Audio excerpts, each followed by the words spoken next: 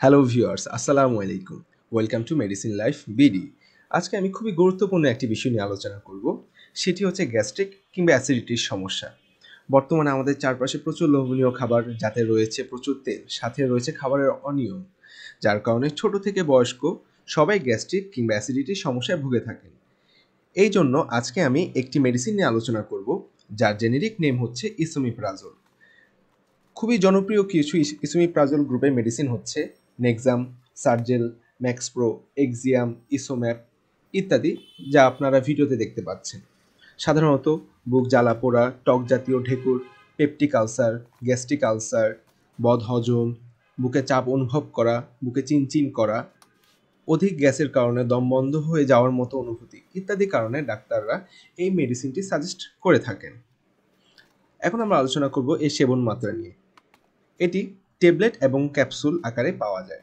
ক্যাপসুলটি খালি পেটে খাওয়ার 1 ঘন্টা আগে খেতে হয় এবং ট্যাবলেটটি খালি পেটে কিংবা ভরা পেটে খাওয়া যেতে পারে। এটি 20 মিলিগ্রাম এবং 40 মিলিগ্রাম হিসেবে পাওয়া যায়, যা আপনারা ভিডিওতে দেখতে পাচ্ছেন। সাধারণত ডাক্তাররা রোগীর অবস্থা অনুযায়ী এই মেডিসিনটি দিনে 1 থেকে 2 বার খেতে বলেন। এখন আমরা এর সাইড ইফেক্ট নিয়ে আলোচনা করব। এই মেডিসিনটি খেলে কারো কারো বমি বমি ভাব, মাথা ব্যথা, পাকস্থলিতে অশান্তি, মুখ শুকিয়ে যাওয়া ইত্যাদি সমস্যা হতে পারে। তবে গ্যাস্ট্রিকের মেডিসিন বেশি না খাওয়াই উত্তম।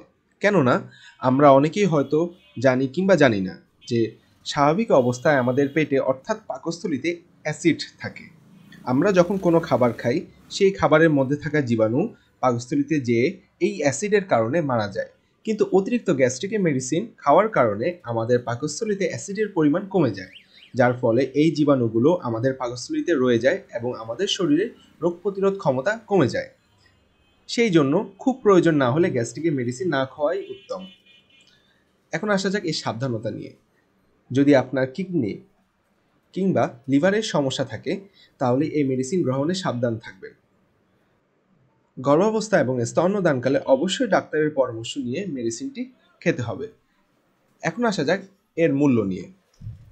এই মেডিসিনটির প্রতি পিসের মূল্য 60 টাকা থেকে শুরু করে 10 টাকা মধ্যে হয়ে থাকে, কেননা এটি 20 মিলিগ্রাম এবং 40 মিলিগ্রাম হিসেবে বাজারে পাওয়া যায়। এই জন্য এর দামেরও ভিন্নতা রয়েছে।